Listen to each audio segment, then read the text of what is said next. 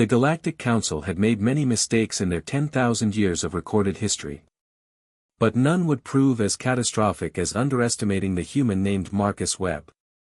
The trading station on Kepler 442b hummed with the usual cacophony of 1,000 different species conducting business.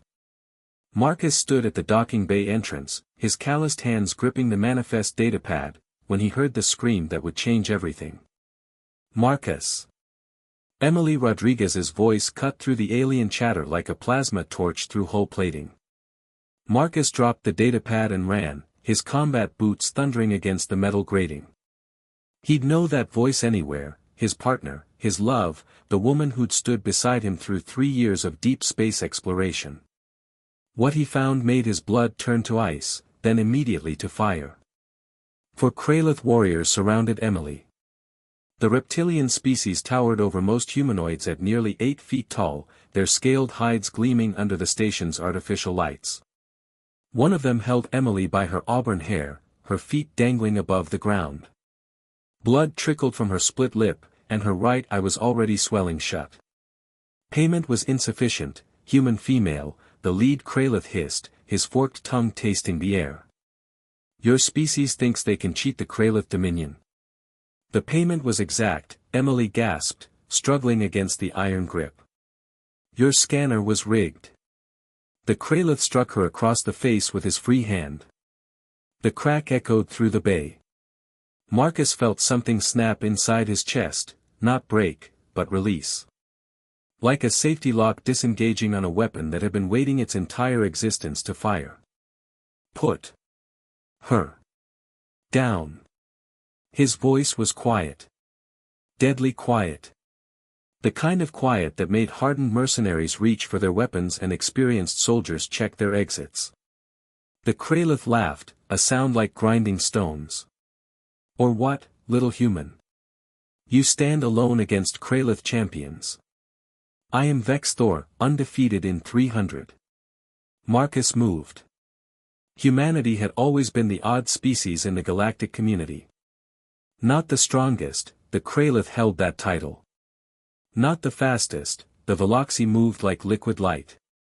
Not the most technologically advanced, the collective consciousness existed in dimensions humans couldn't perceive. But humans had something else. Something that had carried them from the caves to the stars, something forged in the crucible of Earth's unforgiving evolutionary pressure cooker.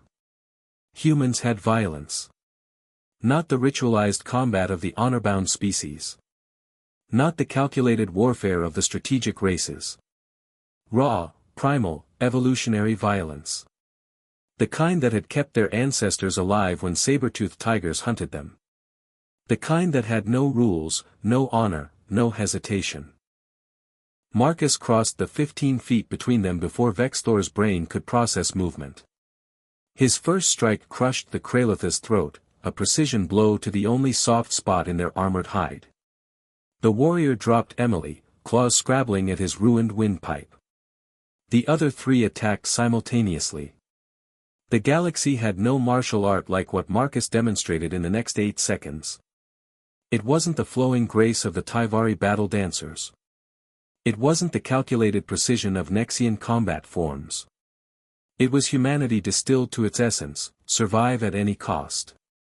Marcus broke the first attacker's knee backward with a savage kick, then used the falling body as a springboard to launch himself at the second. His thumbs found the Kralith's eyes, another weak point, and pressed until something popped. The warrior's shriek was cut short by Marcus's elbow to its temple. The third Kralith, finally understanding the danger, pulled a plasma blade from its harness. Marcus grabbed a cargo hook from the nearby loading equipment and parried the superheated blade, the metal melting but holding long enough for him to close distance. He swept the Kralith's legs, and as it fell, Marcus drove the hook through its shoulder, pinning it to the deck plating. 8 seconds. 3 Kralith champions down. Vex Thor, despite his crushed throat, rose to his feet. His reptilian physiology was tough, Marcus had to give him that. The Kralith champion drew a ceremonial blade, nearly 4 feet of folded neutronium steel, and assumed a fighting stance. You cannot defeat Vexthor wheezed, his voice ruined but his pride intact.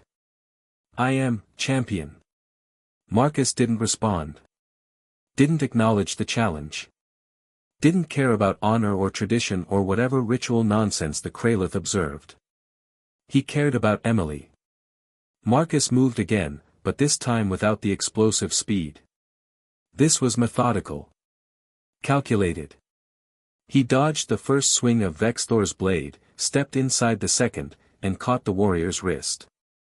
With a twist that would make orthopedic surgeons wince, Marcus dislocated the elbow, then the shoulder. The blade clattered to the deck. Vexthor tried to headbutt him, a Kralitha's skull could dent plasteel.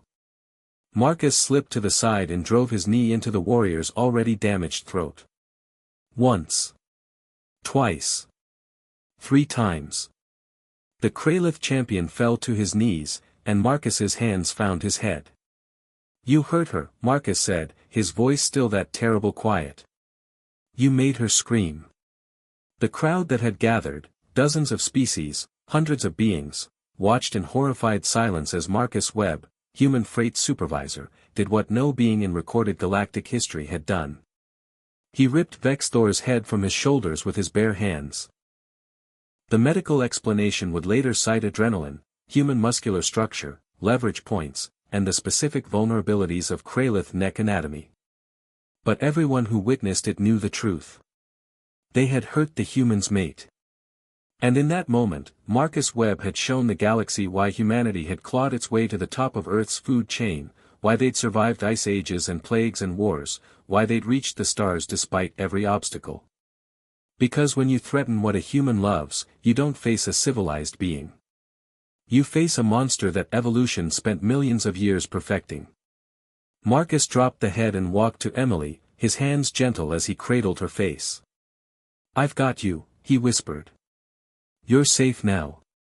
Behind him, Vexthor's body collapsed to the deck with a wet thud. The Kralith Dominion would later pay reparations. The Galactic Council would issue strongly worded statements about proportional response. The station's security would file reports. But every species present that day learned the most important lesson in human diplomacy. Touch their mate, and they'll show you why Earth's apex predators learned to fear them.